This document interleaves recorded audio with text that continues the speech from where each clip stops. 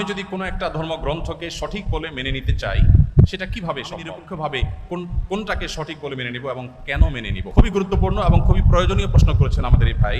আমি প্রথমে তাকে ধন্যবাদ জানাই তার প্রশ্নটি আমাদের কাছে উপস্থাপন করবার জন্য। যে দেখুন, আল্লাহ রাব্বুল আলামিন প্রত্যেকটা মানুষকে জন্মসূত্রে আল্লাহর ভাষায় আল্লাহ নবী সাল্লাল্লাহু আলাইহি ওয়াসাল্লামের মাধ্যমে আল্লাহ তাআলা ব্যক্ত করেছেন, ওয়াহিয়ে গায়রে মাকতুর মাধ্যমে ব্যক্ত হয়েছে যে কুল্লু মৌলুদিন ইউলাদু আলাল ফিতরাহ, প্রতিটি মানুষ জন্মসূত্রে ইমানদার হয়ে জন্মগ্রহণ করে। এই স্রষ্টা সংক্রান্ত যে ধারণা, এটা তার সমাজ, তার পরিবার থেকে যেটা পায় সেটাকে সে ধারণ করে। বাকি স্রষ্টার প্রতি ধারণার এই বিশ্বাসকে নিয়েই মানুষ জন্মগ্রহণ করে। তার বাবা মা সম্পর্কে আল্লাহ নবী সাল্লাল্লাহু আলাইহি ওয়াসাল্লাম বলেছেন, ইল্লা আন্না আবওয়াহু ইয়াহুদানিহি আও ইউনাসসারানিহি আও ইমাজিসানিহি। মানুষ যে বিভিন্ন ধর্মে অনুসারী হয়, এটা তার পরিবার থেকে যে দীক্ষা পায়, পরিবার তাকে যেদিকে গাইড করে সে সেদিকে যায়। বাকি জন্মসূত্রে সে আল্লাহ বা সৃষ্টিকর্তা যে একজন আছেন সেই এক সত্তার প্রতি বিশ্বাসী হয়েই জন্মগ্রহণ করে। তারপরে সে ডাইভার্ট হয়ে যায় পারিবারিকভাবে যে গাইডেন্স পায় সেই গাইডেন্সের আলোকে। আপনি যখন দেখবেন যে একাধিক ধর্মগ্রন্থ বা একাধিক ধর্ম পৃথিবীতে আছে, আল্লাহ তাআলা কোরআনে কারিমে বলেছেন, ইন্নাদ-দীনা ইনদাল্লাহিল ইসলাম, আল্লাহর কাছে একমাত্র মনোনীত দিন হলো ইসলাম। এই কথা যখন আপনি জানতে পেরেছেন, তখন আল্লাহ তাআলা আপনাকে যে বিবেক দিয়েছেন সেই বিবেক খরচ করে আপনি ইসলামকে জানার চেষ্টা করবেন।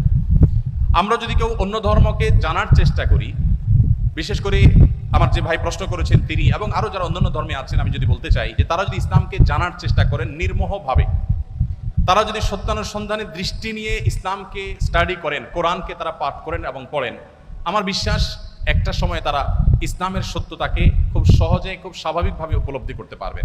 যেহেতু তিনি একজন সৃষ্টিকর্তায় বিশ্বাস করেন, অতএব সৃষ্টিকর্তার কাছে তার আকুতি থাকা উচিত, প্রার্থনা থাকা উচিত, হে মহান সৃষ্টিকর্তা, আপনি আমাকে গাইড করেন, এবং নিজের বিবেক বুদ্ধি সবগুলোকে উন্মুক্তভাবে তিনি ব্যবহার করে তিনি কোরআনকে, আল্লাহর দ্বীনকে তিনি বোঝার চেষ্টা করা দরকার। এটা যে কোনো ধরনের মানুষের জন্য প্রযোজ্য, যে আপনি পারিবারিকভাবে যে দ্বীন পেয়েছেন সেই দ্বীনকে আপনি রপ্ত করেন, বুঝেন। এর পাশাপাশি আরো যে সমস্ত বিষয় আছে সেগুলো ওলামায়ে কেরামের তত্ত্বাবধানে, বিশেষ করে মুসলমান হলে নির্দিষ্ট শর্তে আপনি অন্য ধর্মের গ্রন্থ পড়তে আপনাকে ইসলাম নিষেধ করে না, বিশেষ করে যখন আপনার সেই জায়গাগুলোতে যাওয়ার মতো, বিচরণ করার মতো যথেষ্ট পুঁজি আপনার কাছে। ধর্মাবলম্বী ভাই যারা আছেন তাদেরকে আমরা বলবো যে কোরআন আপনারা নির্মোহভাবে একটু পড়ার চেষ্টা করুন। ফ্রান্সের একজন পলিটিশিয়ান, তিনি একসময় ইসলামের প্রতি অনেক বেশি বিদ্বেষ লালন করতেন। 2009, 10, 11 এই সময়টাতে আমি সোশ্যাল মিডিয়াতে আমার ফেসবুক আইডিতে তার ছবি, নাম দিয়ে অনেক লেখালেখি করেছি তার ইসলাম বিদ্বেষের কারণে, মুসলমানদের প্রতি বিদ্বেষের কারণে। বেশ কিছুদিন পর, বোধহয় গত কিছুদিন আগে, এক ভদ্রলোক আমাকে দেখালেন ইউটিউবে তার একটা ভিডিও। আমি দেখে তো অবাক হলাম যে এই ভদ্রলোক একজন পলিটিশিয়ান ছিলেন, পাওয়ারফুল পলিটিশিয়ান ছিলেন। তিনি কোরআন এবং নবী করিম সাল্লাল্লাহু আলাইহি ওয়াসাল্লামের সিরাত এটাকে অধ্যয়ন করে উনি অধ্যয়ন করেছেন হলো মুসলমানদের দোষ ধরার জন্য, কিন্তু অধ্যয়ন করে তিনি একটা পর্যায়ে ইসলাম গ্রহণ করেছেন। ইসলামে স্বাক্ষর দেওয়ার ক্ষেত্রে একজন পুরুষের সাক্ষ্য দুইজন নারীর স্বাক্ষর সমান। এখন বাহ্যিকভাবে মনে হতে পারে যে এখানে নারীকে একটু কম দেওয়া হলো কিনা। তো এটার মূল উত্তরে প্রবেশের আগে আমি যেটা বলতে চাই তা হলো, আল্লাহ রাব্বুল আলামিন আমাদেরকে যে বিধিবিধান দিয়েছেন তার সবগুলো যথোপযুক্ত। আল্লাহর বিধানের কোনোটার উপযুক্ততা, যথার্থতা যদি আমার বুঝে না আসে, তাহলে বুঝতে হবে এটা আমার সীমাবদ্ধতা, এটা আমার সীমাবদ্ধতা। আমি সৃষ্টি হয়ে স্রষ্টার সকল আদেশ নিষেধের তাত্ত্বিক তাৎপর্য এবং তার যৌক্তিক দিক এটা আমার উদ্ধার করতে পারাটা আবশ্যক নয়, বরং যুক্তির দাবি হলো আমি সৃষ্টি হয়ে স্রষ্টার সব আদেশ নিষেধের যথার্থতা আমার বুঝে আসবে না, এ না আসাটাই বরং স্বাভাবিক। একজন সামান্য গাড়ি চালক, সামান্য একজন প্রহরী, একজন ছোট চাকরি করা মানুষ, তিনি প্রতিষ্ঠান মালিকের অনেক সিদ্ধান্তের যৌক্তিকতা বুঝতে পারেন না, না পারাটাই স্বাভাবিক। কারণ যে তিনি যদি সবকিছুর যৌক্তিকতা ধরে ফেলতেন তাহলে তিনি তারপর সমঝ মে আ গই ও ফির খুদা কিউ কর হুয়া, যাকে আপনার বিবেক বুদ্ধি দিয়ে সবকিছু রপ্ত করতে ফেলেছেন তিনি আবার আল্লাহ হয় কিভাবে? আল্লাহ তো সে মহান সত্তা যে আপনার বিবেক দিয়ে, বুদ্ধি দিয়ে তার সবকিছুকে আপনি রপ্ত করতে পারবেন না। এখানেই তো তার বিশালত্ব, এখানেই তো তার মহত্ব। ছোট একটা উপমা দেই। এখন বিদ্যুৎ আছে, আমরা জানি আমাদের ঢাকা শহরে যে তারগুলা ঝুলে আছে, এক এক এলাকায় আপনার যে রাস্তাঘাটে রাস্তার ধারে পিলারে যে সমস্ত তারগুলা ঝুলে আছে, বিরাট জঞ্জাল, দেখতে খুব দৃষ্টিকটু লাগে। আমাদের অনেক কিছু হয়েছে কিন্তু তারগুলো দেখতে খারাপ দেখা যায়। এখন ধরা যাক আজ থেকে 100 বছর আগের একজন মানুষ পৃথিবীতে এখন ফিরে আসে। যুক্তির খাতিরে শুধু আমরা ধরে নেই যে একজন মানুষ 100 বছর আগের ছিলেন, তিনি ফিরে এসেছেন। তিনি এই বৈদ্যুতিক যে টেকনোলজি এ সম্পর্কে কোনো ধারণা তার নাই। এই ভদ্রলোক এসে সুন্দর করে একটা চাকু নিয়ে বা ধারালো কিছু নিয়ে তিনি এই তারগুলো একেবারে পরিপূর্ণভাবে সাফ করে দিয়েছেন কেটে, কারণ এগুলো দেখতে খারাপ দেখা যাচ্ছিল, শহরের সৌন্দর্য নষ্ট করছিল। তিনি পরিষ্কার করে দিয়েছেন। তার এই পরিষ্কার করার কারণে তাকে গ্রেফতার করে থানা জেলে নেওয়া হলো। এরপরে তার নামে মামলা হলো, তার নামে মৃত্যুদণ্ডের রায় আসলো এবং তাকে মৃত্যুদণ্ড দিতে নেওয়া হলো। এই লোক যদি বলে যে আমাকে মৃত্যুদণ্ড দেওয়ার কি যৌক্তিকতা থাকতে পারে বলো, আমাকে মৃত্যুদণ্ড কেন দিতে হবে? যদি বলা হয় যে তোমার এই তার কাটার কারণে বহু হসপিটালে লাইফ সাপোর্টে থাকা রোগী মারা গেছে, তোমার এই তার কাটার কারণে বহু ক্ষয়ক্ষতি হয়েছে, এই জন্য তোমাকে শাস্তি দিতে হবে, এই যুক্তি দিয়ে তাকে বোঝানো যাবে বলেন? 100 বছর আগের মানুষ পৃথিবীতে আজকে আসছে, সে বিদ্যুৎ সম্পর্কে কোনো ধারণা নেই, দেখেও নেই কিছু।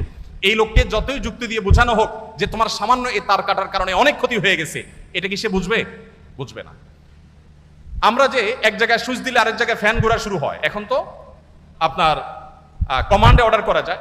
এই যে ওয়ালে সুইচ দিলে ফ্যান জ্বলে, ফ্যান ঘুরে, আবার সুইচ বন্ধ করলে ফ্যান থেমে যায়, এই টেকনোলজি যিনি জানেন না, এরকম 200 বছর আগে, 150 বছর আগের, 100 বছর আগের মানুষ যদি পৃথিবীতে আজকে এসে তাকে যদি বোঝানো হয় যে এটা টিপ দিলে এটা ঘুরবে, সে বলবে ইয়ার কি মারো না, এটা কিভাবে সম্ভব? তো মানুষের টেকনোলজি সম্পর্কে ধারণা না থাকলে তার কাছে সেটা অযৌক্তিক মনে হয়, ইলজিক্যাল মনে হয়। তো যিনি টেকনোলজির সৃষ্টিকর্তা, আল্লাহর টেকনোলজি সম্পর্কে আপনার যদি আইডিয়া না থাকে, আপনি প্রশ্ন তুলবেন ভাই এটা কিভাবে সম্ভব? আমরা একবার সুবহানাল্লাহ বললে এতগুলো গাছ হয়ে যায়, জান্নাতে এটা এটা হয়ে যায়, এগুলো শুনে আমাদের মনে প্রশ্ন জাগতে পারে কিভাবে সম্ভব? মুখ দিয়ে সুবহানাল্লাহ বলবো আর ওখানে গাছ হয়ে যাবে, কেমনে সম্ভব? এখন আপনারা ভয়েস কমান্ড সম্পর্কে জানেন। ভয়েস কমান্ড এমন ভাবে সেট করা সম্ভব যে এখান থেকে আপনি ভয়েস কমান্ড দিবেন, আরেক জায়গায় কাজ শুরু হয়ে যাবে। সম্ভব না? সম্ভব না। তো মানুষের টেকনোলজি যদি এই হয়, তাহলে আল্লাহর টেকনোলজি কি না হতে পারে? তো এই জন্য ভাইকে আমি প্রশ্ন উত্তরের প্রথমে বলতে চাই, আমি হয়তো একটা যুক্তি আপনাকে দিতে পারবো। সবচেয়ে বড় যুক্তি হলো আল্লাহ রাব্বুল আলামিন নির্দেশ করেছেন মেয়েদের 2 জনের সাক্ষ্য পুরুষদের 1 জনের সাক্ষ্যের সমান। এর পেছনে যুক্তিকতা কি, তাৎপর্য কি, যথার্থতা কি? আমার বুঝে আসুক আর না আসুক, এটাই সত্য, এটাই বাস্তবতা, এর নামই ঈমান।